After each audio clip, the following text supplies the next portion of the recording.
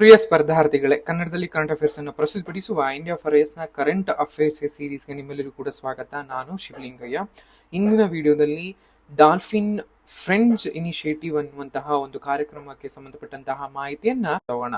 So ಇತ್ತೀಚೆಗೆ ಉತ್ತರ ಪ್ರದೇಶದಲ್ಲಿರುವಂತಹ ಪ್ರಯಾಗರಾಜ್ ಅವರ ಅರಣ್ಯ ಇಲಾಖೆಯ ಒಂದು ಡಿಪಾರ್ಟ್ಮೆಂಟ್ ಏನಿದೆ, ಸಮುದಾಯ ಭಾಗವಹಿಸಿಕೆ ಮತ್ತು ನಿಯಮಿತ ನದಿ ಮೇಲ್ವಿಚಾರಣೆ ಅನ್ನುವಂತಹ ಮಾಡೋದ್ರ ಮೂಲಕ ಅಳಿವಿನಂಚಿನಲ್ಲಿರುವಂತಹ ಗ್ಯಾಂಜೆಟಿಕ್ ಡಾಲ್ಫಿನ್ ಅಥವಾ ಗಂಗಾ ಡಾಲ್ಫಿನ್ಗಳ ಸಂರಕ್ಷಣೆಯನ್ನ ಬಲಪಡಿಸೋದಕ್ಕೋಸ್ಕರ ಈ ಒಂದು ಡಾಲ್ಫಿನ್ ಫ್ರೆಂಡ್ಸ್ ಅನ್ನುವಂತಹ ಒಂದು ಸ್ವಯಂ ಸೇವಕ ಜಾಲವನ್ನ ಏನು ಈ ಫ್ರಂಟಿಯರ್ಸ್ ಏನಿರ್ತಾರೆ ಅಥವಾ ಇವರ ಒಂದು ಜಾಲವನ್ನ ಪ್ರಾರಂಭಿಸಿದೆ.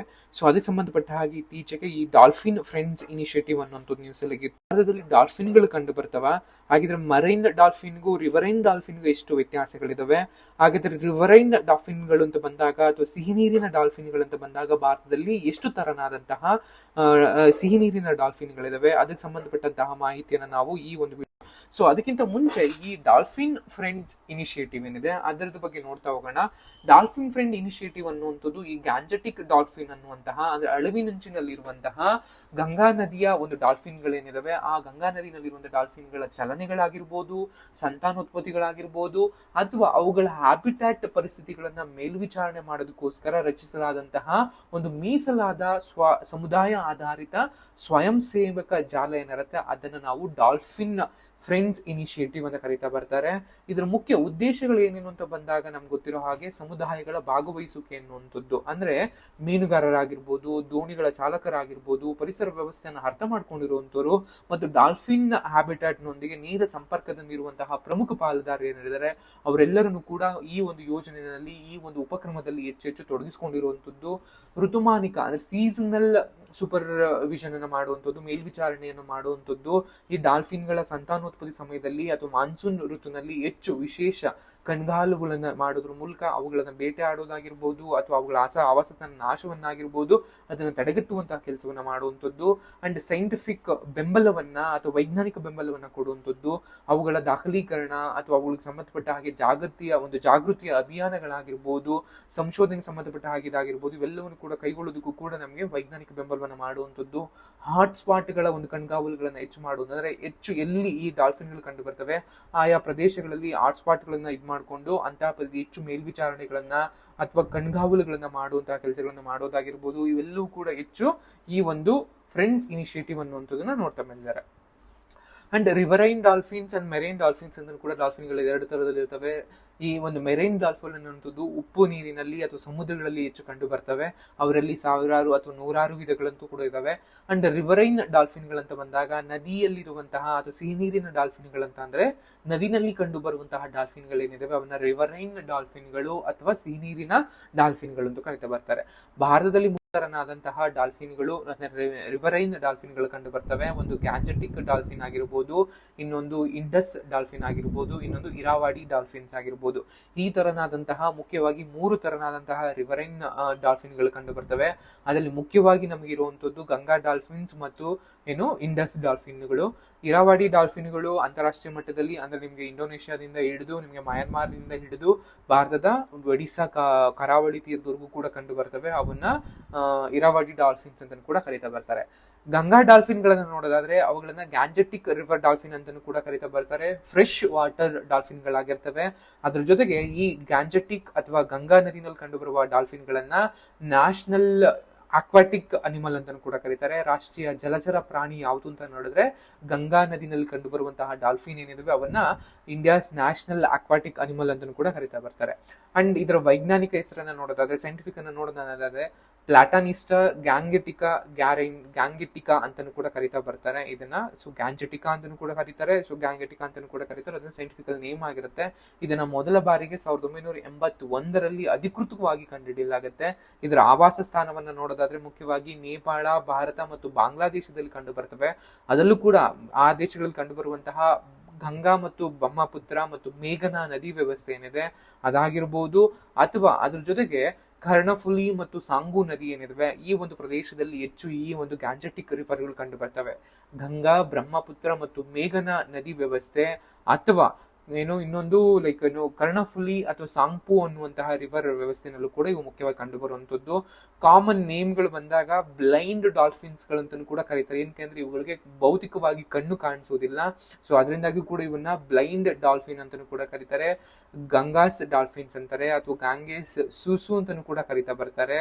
ಅಂಡ್ ಸೈಡ್ ಸ್ವಿಮ್ಮಿಂಗ್ ಡಾಲ್ಫಿನ್ಸ್ ಅಥವಾ ಸೌತ್ ಏಷ್ಯನ್ ರಿವರ್ ಡಾಲ್ಫಿನ್ ಅಂತಾನೂ ಕೂಡ ಇವನ್ನ ಕರೀತಾ ಬರ್ತಾರೆ. ಇನ್ನು ಕನ್ಸರ್ವೇಷನ್ಗೆ ಬಂದಾಗ ಅವಾಗ ಹೇಳಿದೆ ನಿಮ್ಗೆ, ಇದಕ್ಕಿಂತ ಮುಂಚೆ ನಿಮ್ಗೆ ಅವಾಗಲೇ ಹೇಳಿದಾಗ ಇದನ್ನ ಬ್ಲೈಂಡ್ ಅನ್ನುವಂತ ಕರೀತಾ ಬರ್ತಾರೆ. ಬಟ್ ಇದು ಅಲ್ಟ್ರಾಸಾನಿಕ್ ಅನ್ನುವಂತಹ ಒಂದು ಮೆಥಡ್ ಅನ್ನ ಬಳಸ್ಕೊಂಡು ಬೇಟೆಗಳನ್ನ ಆಡೋದಾಗಿರ್ಬೋದು, ಸಂಚಾರ ಮಾಡೋದಾಗಿರ್ಬೋದು, ಪ್ರತಿಯೊಂದನ್ನು ಕೂಡ ಮಾಡ್ತಾ ಬರ್ತವೆ. ಭೌತಿಕವಾಗಿ ಇವಕ್ಕೆ ಕಣ್ಣುಗಳು ಕಾಣೋದಿಲ್ಲ. ಅವು ಸೂಸುವಂತಹ ಒಂದು ಶಬ್ದ ಏನಿರುತ್ತೆ ಅಥವಾ ಆ ಅಲ್ಟ್ರಾಸಾನಿಕ್ ವ್ಯವಸ್ಥೆ ಏನಿರುತ್ತೆ ಅದ್ರ ಮೇಲೆ ಅವುಗಳು ಹೆಚ್ಚು ಸಂಚಾರವನ್ನ ಬೇಟೆಯನ್ನ ಮಾಡ್ತವೆ. ಆ ಒಂದು ಸೌಂಡ್ ನಿಂದಾಗಿನೇ ಅವಕ್ಕೆ ಸೂಸು ಅಂತಾನು ಕೂಡ ಕರೀತಾ ಬರ್ತಾರೆ. ಅಂಡ್ ಇತ್ತೀಚಿನ 2024ರಲ್ಲಿ ಮಾಡಿದಂತಹ ಸೆನ್ಸಸ್ ಪ್ರಕಾರ ಭಾರತದಲ್ಲಿ 4,000ಕ್ಕೂ ಹೆಚ್ಚು ಈ ಒಂದು ಗ್ಯಾಂಜೆಟಿಕ್ ಡಾಲ್ಫಿನ್ಗಳು ಕಂಡು ಬರ್ತವೆ. ಈ ಒಂದು ಗ್ಯಾಂಜೆಟಿಕ್ ಡಾಲ್ಫಿನ್ಗಳನ್ನ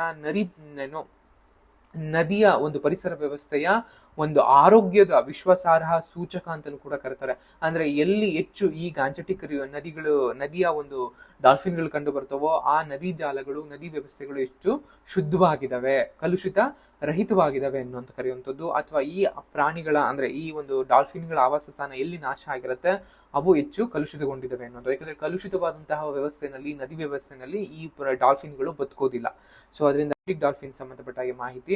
ನೆಕ್ಸ್ಟ್ ಇಂಡಸ್ ಡಾಲ್ಫಿನ್ಸ್ ಕೂಡ ವೈಜ್ಞಾನಿಕ ಹೆಸರು ಬಂದಾಗ ಪ್ಲಾಟನಿಸ್ಟಾ ಗ್ಯಾಂಗೆಟಿಕಾ ಮೈನರ್ ಅಂತಾನು ಕೂಡ ಕರೀತಾ ಬರ್ತಾರೆ. ಅಂಡ್ ಲೋಕಲ್ ಅಲ್ಲಿ ಇದನ್ನ ಬುಲಾನ್ ಅಂತಾನು ಕೂಡ ಕರೀತಾರೆ. ಇಂಡಸ್ ಡಾಲ್ಫಿನ್ ಗಳನ್ನ ಬುಲನ್ ಅಂತಾರೆ, ಗ್ಯಾಂಜೆಟಿಕ್ ಡಾಲ್ಫಿನ್ ಗಳನ್ನ ಲೋಕಲ್ ಆಗಿ ಸೂಸು ಅಂತಾನು ಕೂಡ ಕರೀತಾ ಬರ್ತಾರೆ.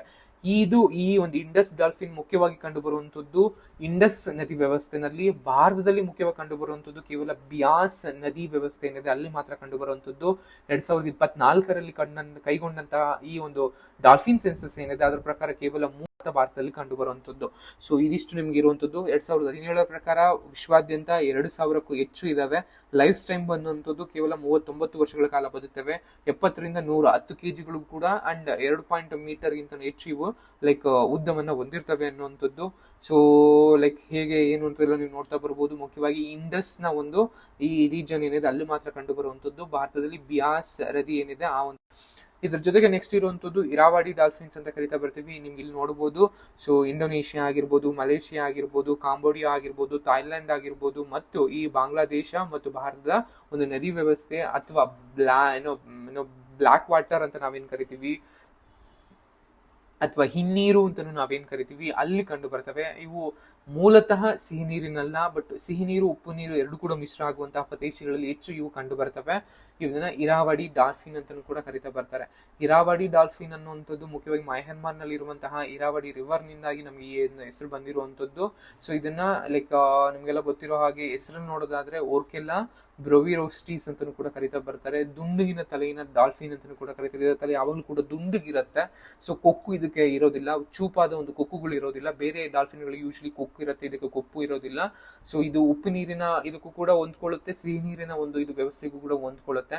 ಭಾರತದಲ್ಲಿ ಕೇವಲ ಚಿಲಿಕಾ ಲೇಕ್ ಏನಿದೆ ಅಂದ್ರೆ ಒಡಿಸ್ಸಾದಲ್ಲಿ ಇರುವಂತಹ ಚಿಲಿಕಾ ಲೇಕ್ ಏನಿದೆ ಅಲ್ಲಿ ಮಾತ್ರ ನಮ್ಗೆ ಇದು ಹೆಚ್ಚು ಪ್ರಮಾಣದಲ್ಲಿ ಕಂಡು ಬರುತ್ತೆ. ಸೊ ಅಲ್ಲಿ ಮಾತ್ರ ನಮ್ಗೆ ಭಾರತದಲ್ಲಿ ಎಲ್ಲಿ ಇರಾವಡಿ ಡಾಲ್ಫಿನ್ಸ್ ಅಂತ ಅಂದ್ರೆ ಒಡಿಸ್ಸಾದ ಚಿಲಿಕಾ ಲೇಕ್ ಲಗೂನ್ ಅಥವಾ ಚಿಲಿಕಾ ಲೇಕ್ ಏನಿದೆ ಅಲ್ಲಿ ಮಾತ್ರ ಕಂಡು ಬರುವಂತದ್ದು.